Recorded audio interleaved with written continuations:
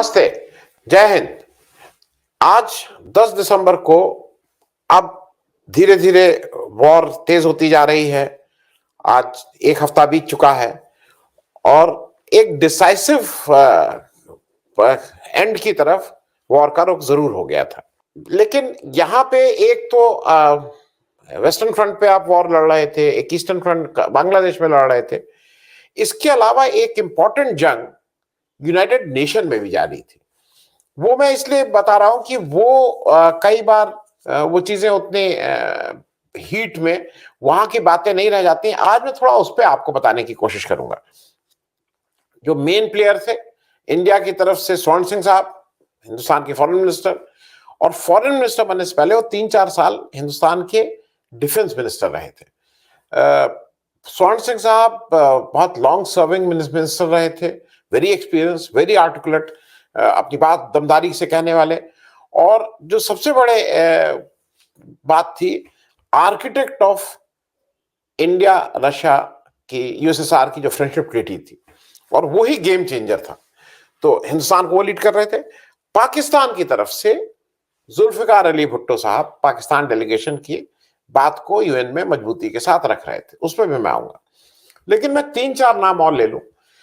एक नाम है याकूब ए मलिक, यूएसएसआर के UN delegate, a very senior, a very season diplomat, जो सन 50 से शायद यूएन में यूएसएसआर की बातों को रखते आए थे, अ very senior one, and who was the main person जो पूरा संभाले हुए थे मोर्चा हिंदुस्तान के अगेंस्ट। एक तरह से आप कह सकते हैं जो मोर्चा था उसको अपनी तरफ से ये हिंदुस्तान के साथ का साथ दे रहे थे।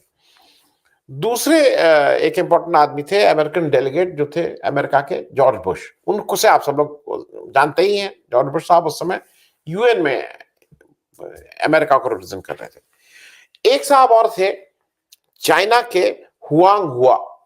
हुआंग हुआ जो थे वो बहुत पुराने, मतलब मौत से तुम के खास आदमी, लेकिन 71 से जस्ट पहले माओ से को उनको लगा था, उनके ऊपर विश्वास नहीं रह गया था, अरेस्ट कर लिए गए थे।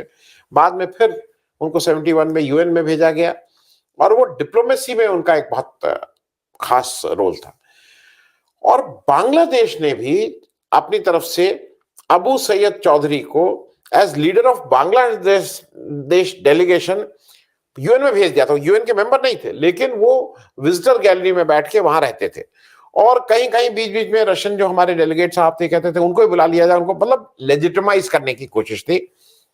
अबू सईद चौधरी साहब बहुत ही सीनियर आदमी थे।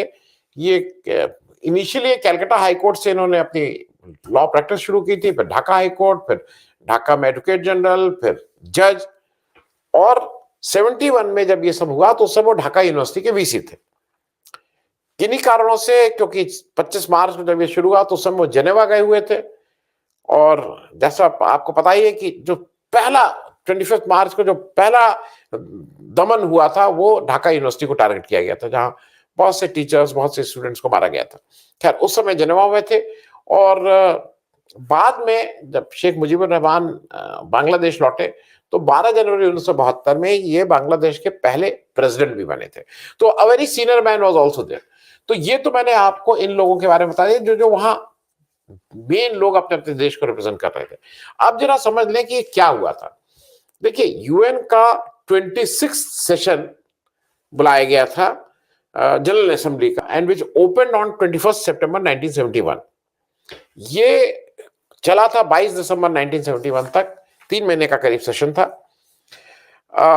एक दो इंपॉर्टेंट चीजें इस सेशन की और थी। इस सेशन में 25 अक्टूबर को पीपुल्स रिपब्लिक ऑफ चाइना, जिसको हम और आप चीन बोलते हैं, वो यूएन में फॉर्मली एडमिट हुआ था।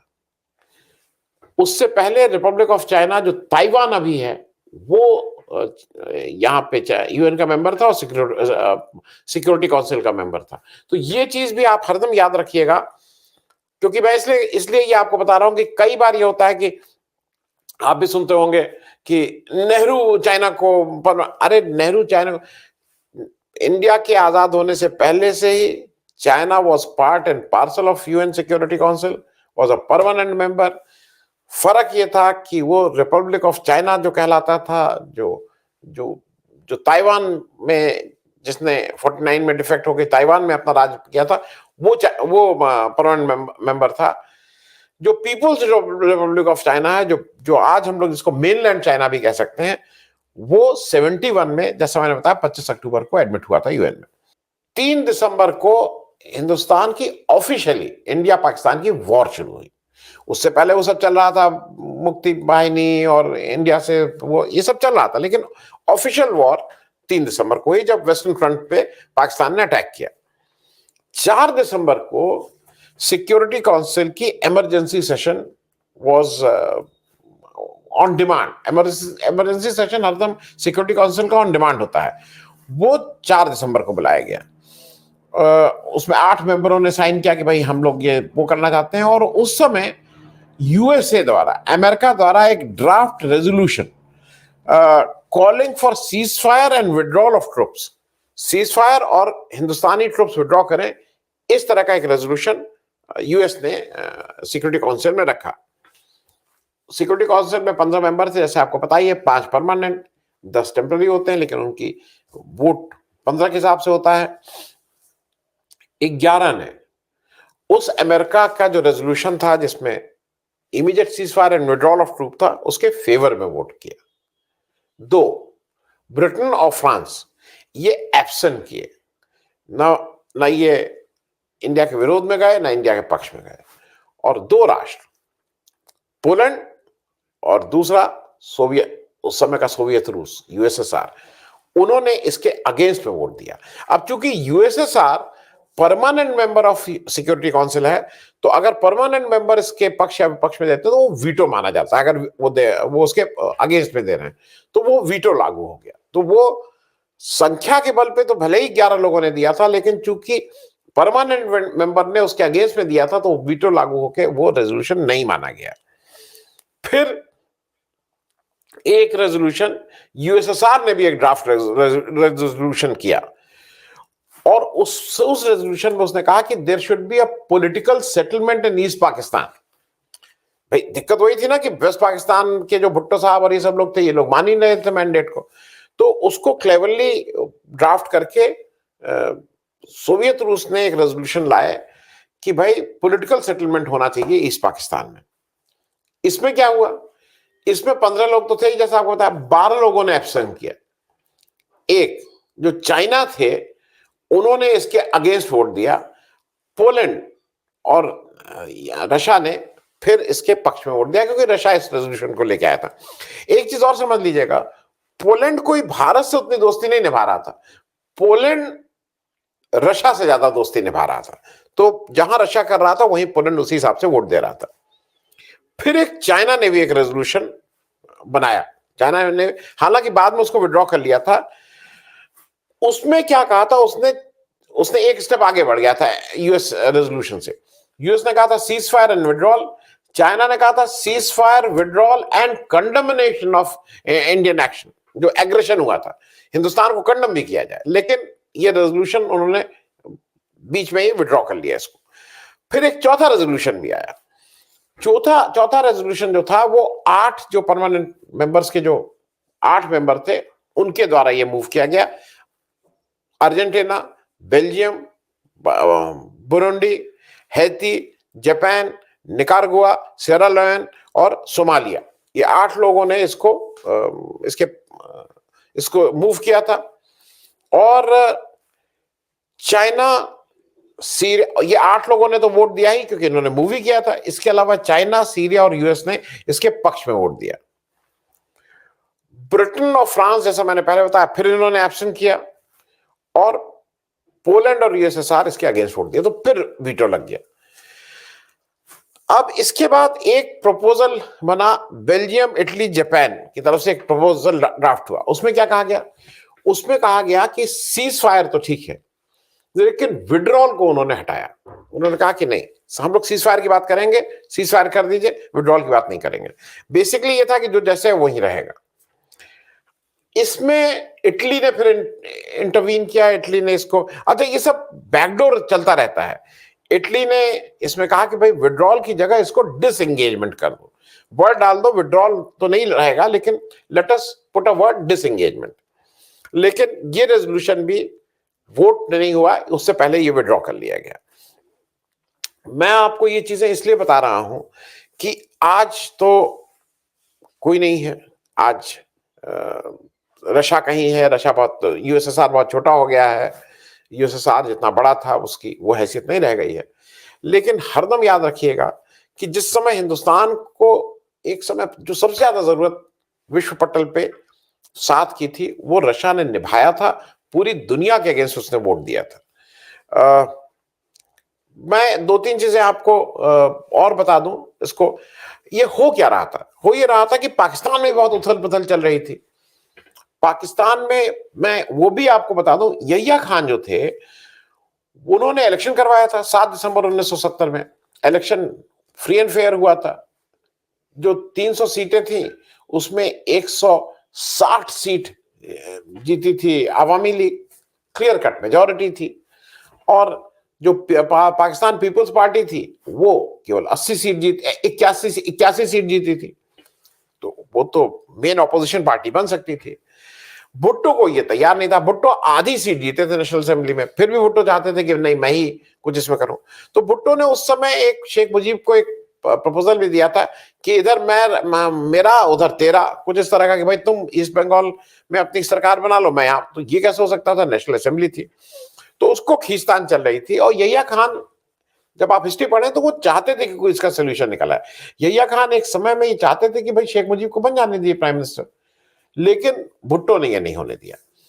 इन लोग निगोशिएट करने के लिए 7 दिसंबर को, माफ कीजिएगा, 7 मार्च 1971 को ढाका भी गए। वो फेमस नेगोशिएशन शुरू हुआ विद शेख मुजीब।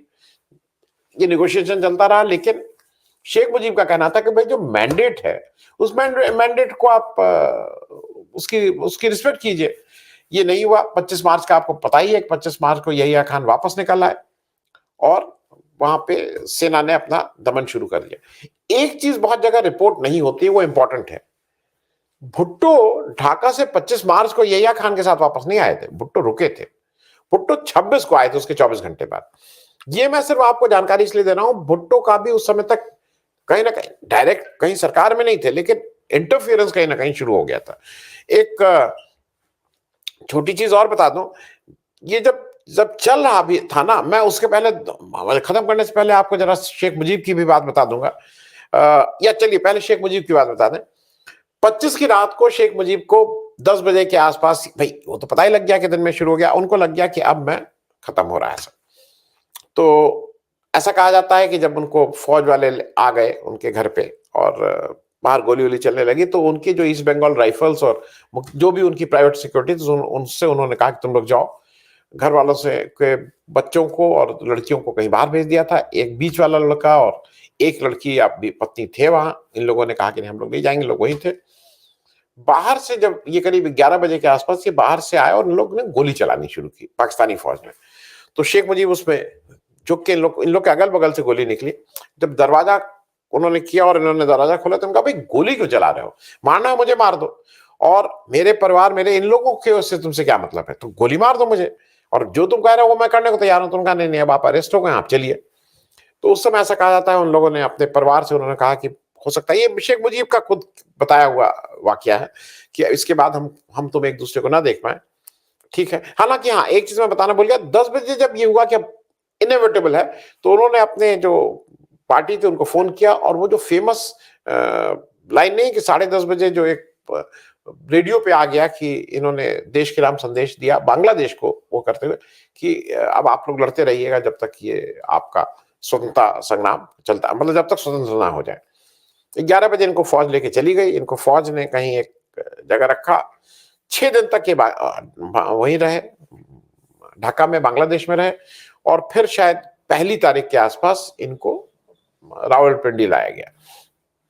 वो एक अलग कहानी है, उसका आगे कभी उसका जिक्र करेंगे। इधर एक चीज और समझ लीजिए, जब ये बीच में ये समस्या चल रही थी तो यहिया खान ने एक बार भुट्टो से ये भी कहा कि नूरुल अमीन जो थे एक बड़े पॉलिटिशियन थे बांग्ला, कि इनको प्राइम मिनिस्टर बना देते हैं, तुमको डिप्टी प्राइम मिनिस्टर बना देते हैं। पर भुट्टो इसके लिए तैयार नहीं हुए। ऐसा भी कहा जाता है, कुछ लोग ये कहते हैं कि भुट्टो एक समय जैसे जिन्ना नहीं हो गए थे कि बनना मुझे ही है, चाहे देश का बंटवारा हो जाए, उसी तरह से भुट्टो ने भी ये जिद पकड़ ली थी कि बनना उन्हीं को है प्राइम मिनिस्टर, भले ही वो ईस्ट पाकिस्तान, मतलब उनके देश का उस समय का ईस्ट पाकिस्तान और वेस्ट पाकिस्तान का बंटवारा हो जाए। ये एक इंपॉर्टेंट चीज है।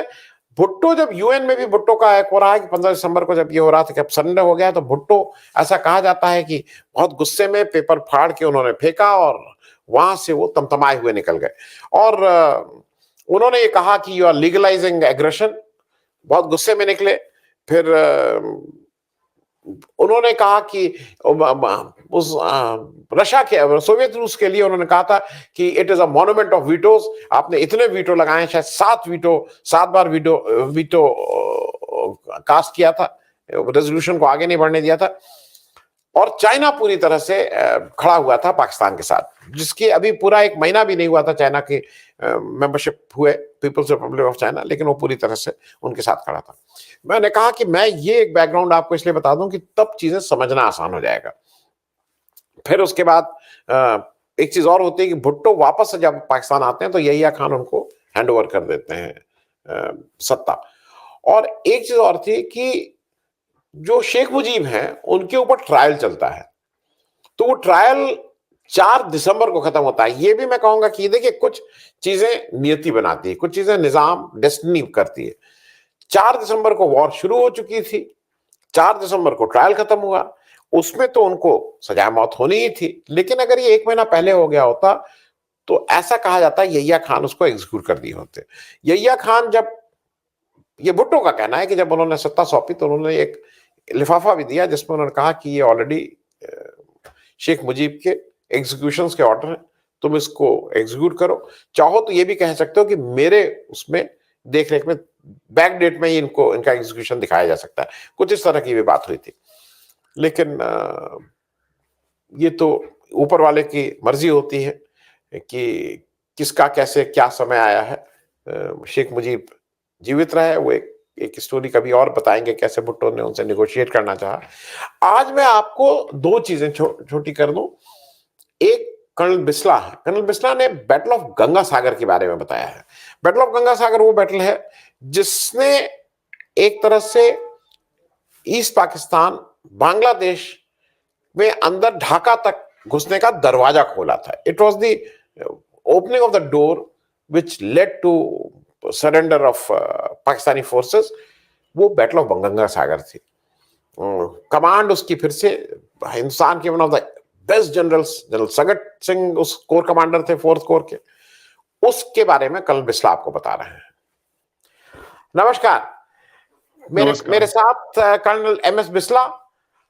आज हम एक बहुत अहम लड़ाई, बैटल ऑफ गंगा सागर जिसको कहा जाता है, गंगा सागर स्टेशन था, और वो स्टेशन महत्वपूर्ण इसलिए था कि हिंदुस्तान की फौज उस तरफ से बांग्लादेश में घुसने का प्लान कर रही थी। हिंदुस्तान की 3 कोर लगी हुई थी, और उस बैटल में हमने एक अपना बहुत ही वैसा जाबाज योद्धा खोया, एल्बर्ट इक्का साहब को, जिनको परमवीर चक्र मिला। मेरे साथ मेरा सौभाग्य है कि कर्नल बिस्ला हैं जो उस बैटल को ठीक से हमको और आपको बताएंगे। कर्नल साहब, आपका स्वागत है। कितना अहम था गंगा सागर? ये गंगा सागर 71 की लड़ाई में एक बहुत महत्वपूर्ण जगह थी। मैं इसको आपको समझाने में थोड़ा 1 मिनट का टाइम लूंगा। तो देखो क्या है, यूं तो संसार के अंदर बहुत ऐसी महत्वपूर्ण लड़ाई हैं जिनको कोई मिलिट्री स्टूडेंट्स पढ़ते रहते हैं और उनके लेसन लर्न करते हैं और आगे उनको लागू करते हैं। लेकिन गंगा सागर की जो लड़ाई थी एक बहुत महत्वपूर्ण इसलिए है क्योंकि जो पूरा बांग्लादेश उस टाइम पे ईस्ट पाकिस्तान था, उसकी जो सारी जगह थी, ऐसा मतलब उसके अंदर नदियां बहुत थी, मार्शी ग्राउंड था, बहुत पॉन्ड्स थे, उसके अंदर जो मूवमेंट थी वो बहुत रिस्ट्रिक्टेड थी और ब्रिजेस की बहुत कमी थी।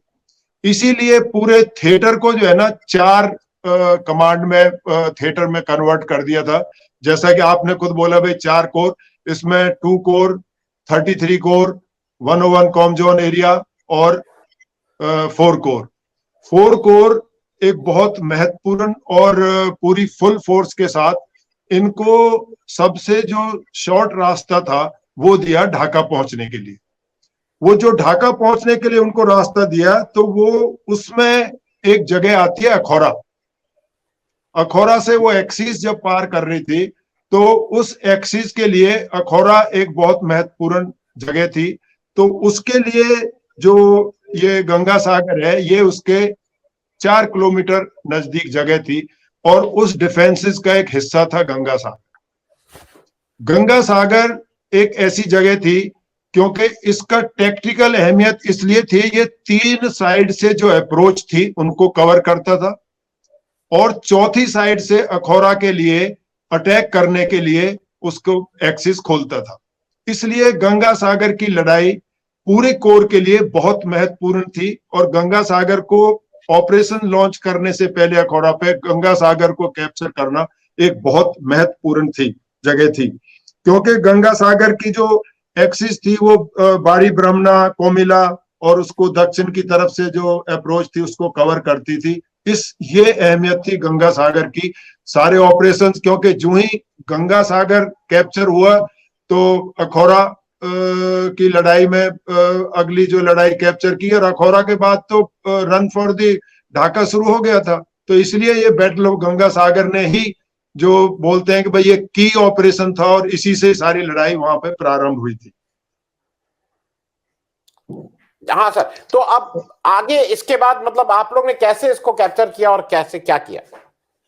देखो, गंगा सागर जो डिफेंसेस थे, वो गंगा सागर एक रेलवे स्टेशन था, और उसके साथ में और थोड़ा सा बिल्टअप एरिया था, और आसपास की जगह थे जिनके को हम बोलते हैं भाई गंगा सागर एक डिफेंडेड एरिया था।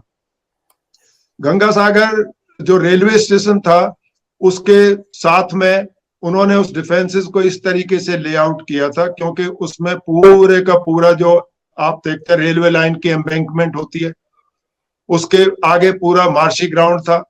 वो सारा वो वहां पे कोई एक्टिविटी नहीं हो सकती थी। उसके एक और एक भारी तालाब था। तो बहुत अच्छे तरीके से उन्होंने जो है ना इसको डिफेंसेस को ऑर्गेनाइज किया हुआ था, और जो कोई ऐसी जगह थी जहां से हम अप्रोच कर सकते थे, तो उसके लिए उन्होंने उस पे anti tank mines, anti personal mines और पंजी और दूसरी जो ऑब्स्टेकल्स होती है उनको लगा के जो है ना इसको एक वहां पे तैयार किया हुआ था। क्योंकि शुरू में हम बॉर्डर पार कर नहीं सकते थे जब तक लड़ाई शुरू ना हो जाए, तो इस जगह की इंफॉर्मेशन बहुत स्कैंटी सी थी, मतलब हमारे पास कोई डिटेल्ड इंफॉर्मेशन वहां पे उसकी थी नहीं।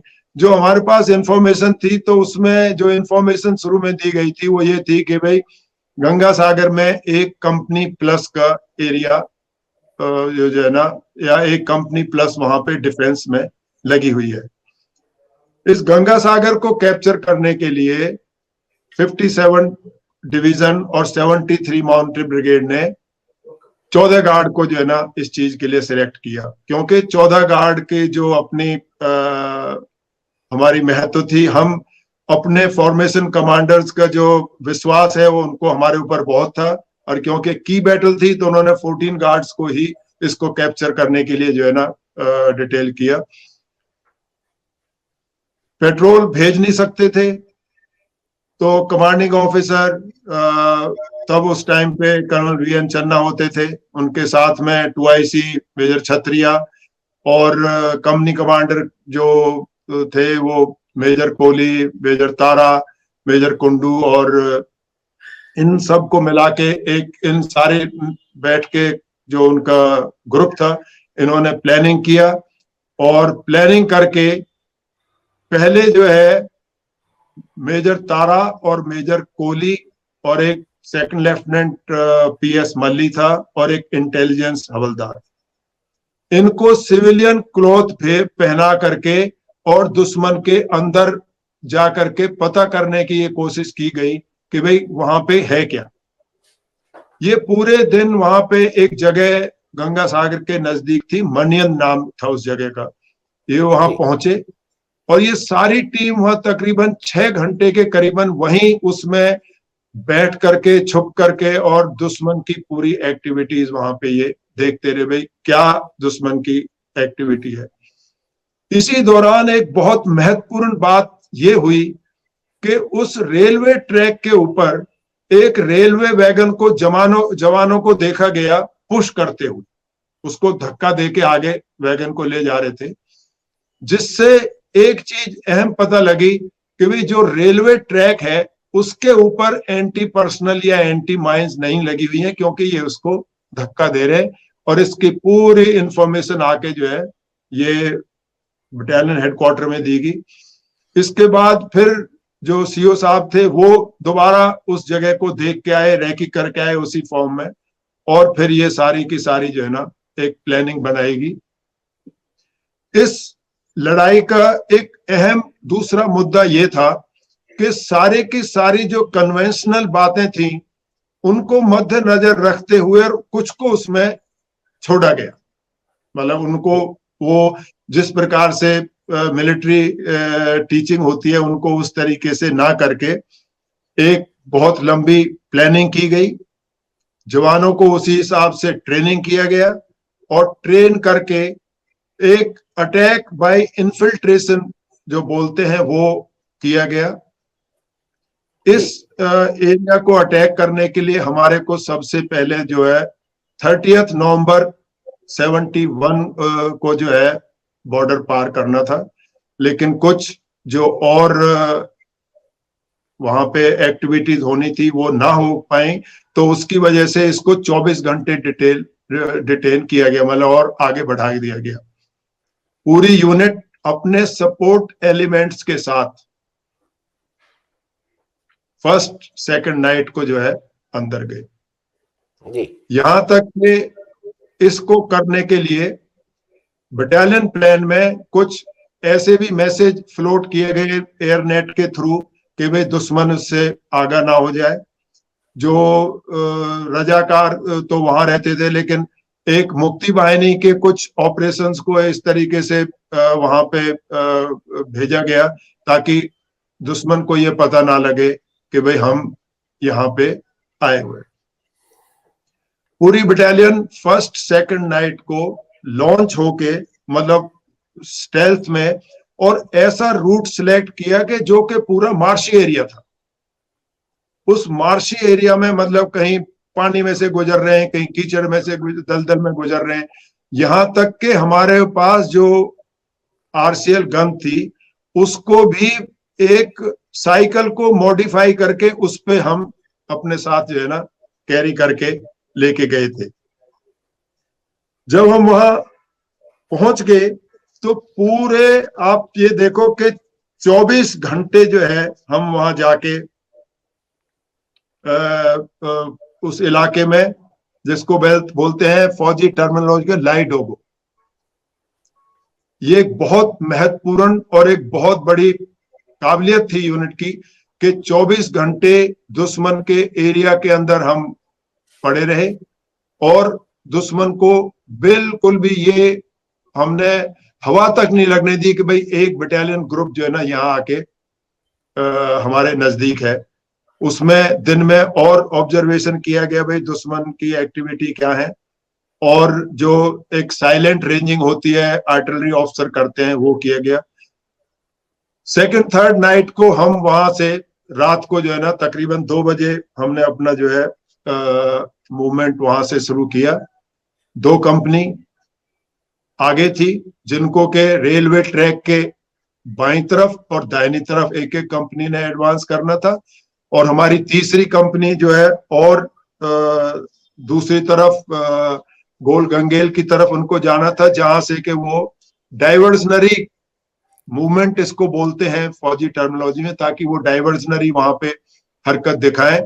और एक कंपनी बटालियन हेडक्वार्टर के साथ कि भाई कोई भी कहीं भी कोई अगर ऐसी अपॉर्चुनिटी आती है या जरूरत पड़ती है तो इसको लॉन्च किया जाएगा। ये दोनों कंपनी बहुत, एक कंपनी मेजर अशोक तारा थे अल्फा कंपनी कमांडर उनके नीचे, और major OP Kohli bravo company commander थे उनके नीचे। दोनों कंपनियां 2 बजे रात को चली। कोई फिक्स्ड एचआर ऐसा नहीं किया गया था भाई इतने बजे करना है। भाई जैसे जैसे ऑपरेशन होंगे 4 से और 4:30 बजे के बीच में फ्लेक्सिबल एचआर रखा गया कि भाई जैसा प्रोग्रेस होगी ये। दोनों कंपनियां बड़ी सावधानी से और दुश्मन के तकरीबन 100 गज नजदीक तक पहुंच गई। जब ये 100 गज नजदीक तक पहुंच गई तो दुश्मन को लगा कि उनकी कोई ट्रिप फ्लेयर जो है ना वहां पे गलती से जो मूवमेंट हो रही थी, तो वो ट्रिप फ्लेयर चल गई। तो वो ट्रिप फ्लेयर चलते उनको इस चीज को महसूस हो गया कि भाई दुश्मन यहाँ पे पहुंच चुका है और कुछ ना कुछ हरकत होने वाली है। बस फिर क्या था, फिर तो लड़ाई का एक माहौल ऐसा हो गया कि जितने भी उनके वेपन थे उन्होंने सारे अपने वेपन फायर करने शुरू कर दिए। और यही एक ऐसा समय था जहां पे के दुश्मन की लड़ाई लड़ते समय में कि हर कमांडर को, दोनों कंपनी कमांडर, जूनियर लेवल के कमांडर, और एक तरफ ब्रेवो कंपनी के साथ हमारा जो आपने बताया लेट लांस नायक एल्बर्ट एक्का लीड कर रहा था, और दूसरी कंपनी के साथ लांस नायक गुलाब सिंह जो है ये लीड कर रहा था। दोनों ये लीड करते रहे। जो ही नजदीक पहुंचे वहां पे तकरीबन कोई 40 गज की नजदीक पे पहुंचे तो वहां पे एलएमजी के और एमएमजी के जो फायर है वो चलने लगे। और अभी जिसको हम बोलते हैं बिल्कुल क्लोज क्वार्टर बैटल, यानी कि हैंड टू हैंड, मतलब जो है ना जिसको गुत्थम गुत्था की लड़ाई भी कहा जाता है, वो लड़ाई वहां पे शुरू हो गई थी। इसी बीच में जब थोड़ा फायरिंग शुरू हुआ तो हमारे जो लांस नायक एल्बर्ट एक्का था उसने जाके एक एलएमजी को साइलेंस किया, और दूसरी तरफ जो ये अपने चल रहे थे एडवांस जब रुका तो एक और हमारा बहुत अहम वो था ये जवान जो कि खुद आरसीएल उसने अपने कंधे पे लेके वो चल रहा था, आरसीएल कमांडर था। उसने मतलब एक बंकर जो था उसको उसने जो एलएमजी का था उसको बर्बाद किया वहां पे। जब ये लड़ाई चल रही थी तो उस टाइम क्योंकि पहले कोई पता नहीं था तो एकदम थोड़ा सा प्लान्स में बदलाव किया गया, और जो लेफ्ट की तरफ एक पॉन्ड था उस पॉन्ड की तरफ ब्रेवो कंपनी को बोला गया भाई इधर से फायर आ रहा है। जो ही वो फायर आ रहा था तो लांस नायक एल्बर्ट एक्का उस एलएमजी के बंकर पे वहां पे पहुंचा। उसने उनको दोनों जो वहां एलएमजी फायर कर रहे थे उनको बर्बाद किया, मतलब बैनट से उनको मार दिया।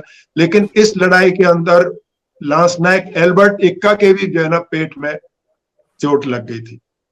ये लेफ्ट साइड की बैटल चल रही थी, अपने ये प्रोग्रेस हो रही थी, और राइट साइड को मेजर अशोक तारा जो लीड कर रहे थे वहां उनके यहाँ भी एक एलएमजी बंकर से और एमएमजी का जो फायर आ रहा था, उन्होंने खुद मोलेटिव कॉकटेल और एक हमारे पास ग्रेनेड होता है जो कि व्हाइट फॉस्फोरस ग्रेनेड होता है, वो उन्होंने जो है वहां फेंका, उधर उन्होंने साइलेंस किया। तकरीबन जब बैटल खत्म होने वाली थी तो एक और एलएमजी बंकर ऊपर से जो है एमएमजी जहां से फायर कर रही थी, लांस नायक एल्बर्ट एक्का अपना चोट लगने के बाद, मतलब जख्मी होने के बाद भी उस पे ऊपर चढ़ गया, और ऊपर चढ़ने के बाद उसने पूरे वहां जो टीम थी उनको बर्बाद किया, उस एमएमजी को साइलेंस किया। लेकिन इस दौरान इतना करने के बावजूद लेट लांस नायक एल्बर्ट एक्का भी अपनी सुप्रीम सैक्रिफाइस देकर देश के लिए शहीद हो गए थे। इन सारी कार्रवाई करने के बाद में गंगा सागर पे हमने विजय पाई और बैटल ऑफ गंगा सागर जो है ये खत्म हो गई थी। इस बैटल के दौरान ना केवल ये दोनों, लेकिन गुत्थम गुत्था की लड़ाई जब चल रही थी तो उस टाइम पे हमारे साथ हमारा आरटी ऑफिसर भी था माधवन। उन्होंने अपनी चतुराई के साथ, मतलब देख देख के भाई कौन मेरा ट्रूप है कौन दूसरा है, उन्होंने भी वहां आर्टिलरी फायर को इस प्रकार से कंट्रोल किया था कि अपना कोई भी जवान अपनी फायर से ना ऐसा नुकसान हो और दुश्मन का नुकसान हो। यही नहीं, हमारा जो आरएमओ जिसको रेजिमेंटल मेडिकल ऑफिसर बोलते हैं, उसने भी मतलब इसी दौरान अगर कोई किसी जवान को चोट लगी है वो भी वहां पे जाके उसने बिल्कुल एक फाइटर की तरह उनकी देखभाल करी। इन सब को लेट लांस नायक एल्बर्ट एक्का को उसकी बहादुरी के लिए पूरे ईस्टर्न थिएटर में एक ही परमवीर चक्र मिला, क्योंकि ये बैटल ऑफ गंगा सागर ने ही मतलब जो है ना सारी लड़ाइयों की जो है ना चाबी थी, यहाँ से शुरू हुई। अशोक तारा को वीआरसी मिला, मेजर कोहली को सेना मेडल मिला, जो हमारा आर्टिलरी ऑफिसर था उसको भी सेना मेडल से नवाजा गया, और जो मेडिकल ऑफिसर था उसको भी सेना मेडल मिला, और जो हमारा आरसीएल गन का जो जवान था उसको भी सेना मेडल मिला।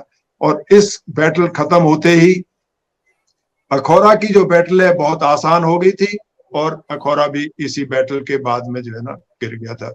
अगर और कोई आप बात पूछना चाहते हैं तो हाँ, दो छोटे प्रश्न है। पाकिस्तान के कितने लोग इस बैटल में हताहत रहे, और बाकी वो क्या फौज विड्रॉ कर गई उनकी, कि आप लोगों ने कैप्चर किया, क्या हुआ बाकी लोगों का, पाकिस्तान की फौज का? वो पाकिस्तान के फौज के जो है ना, वो जो पहले जो हमारे को इन्फॉर्मेशन थी कि भाई 1 कंपनी प्लस हो सकती है, लेकिन जब वहां पे लड़ाई लगी और जो वहां से हमारे को डॉक्यूमेंट मिले थे वहां उससे जो या उनसे जो पता लगी, वहां पे 2 कंपनी प्लस ये एक इनकी फ्रंटियर फोर्स की कंपनी थी, एक आजाद कश्मीर की वहां पे कंपनी थी, उसके अलावा रजाकार और इनके जो है ना और ट्रुप्स थे। इसके अंदर जो कैजुअलिटी थी, दुश्मन के 25 मरे थे, और वो इतने ही आदमी तकरीबन वहां से जख्मी हुए, और बाकी जो है ना सब वहां से, इतनी लड़ाई लगी और लड़ाई लगने के बाद भाग गए थे। हमारे भी अपने जो है ना तकरीबन 11 जो जवान थे वो शहीद हुए थे, और 1 ऑफिसर और 3 अदर जो जेसीओ और 50 अदर रैंक्स जो है जिनको के वहां पे बैटल कैजुअलिटी हुए थे। जी, कल साहब बहुत बहुत धन्यवाद इसके लिए। इसी के बाद आप लोग ने अच्छा, आपके कोर कमांडर सगत सिंह साहब थे ना, one of the finest general we had. हाँ, वो सगत सिंह साहब थे हमारे कोर कमांडर, और कोर कमांडर साहब यूनिट को बहुत लाइक करते थे। वो हमेशा हमेशा बोलते थे कि भाई बहुत अच्छा। और ऐसा ही नहीं है, ये देखो 68 में बटालियन रेज हुई थी, इतनी यंग बटालियन थी, सारी की सारी जो उस टाइम पे सीओ, जो मैं पहले बताया वो CO, 2IC, company commanders, young officer, JCO, they are all you know absolutely full of confidence, and dynamic leadership was proved in this battle. ये बैटल ऐसी एक अनऑर्थोडॉक्स बैटल लड़ी गई थी, ये आने वाले टाइम में आप देखना कि मिलिट्री के स्टूडेंट्स इसको पढ़ेंगे और इससे बहुत ही ज्यादा लेसन लर्न करेंगे, क्योंकि सारे के सारी बैटल ऑफ गंगा सागर से ही शुरू होके अखौरा गिरी, और अखौरा के बाद तो बारी ब्रह्मणा और आगे ढाका तक जो है ना, ये it was a full flashed flow of operation. Thank you so much कल साहब, इट वाज बहुत अच्छा लगा आप सुन के, और गर्व भी होता है, अपने देश के ऊपर नाज भी होता है। बहुत बहुत धन्यवाद ज्वाइन करने के लिए। Thank you so much.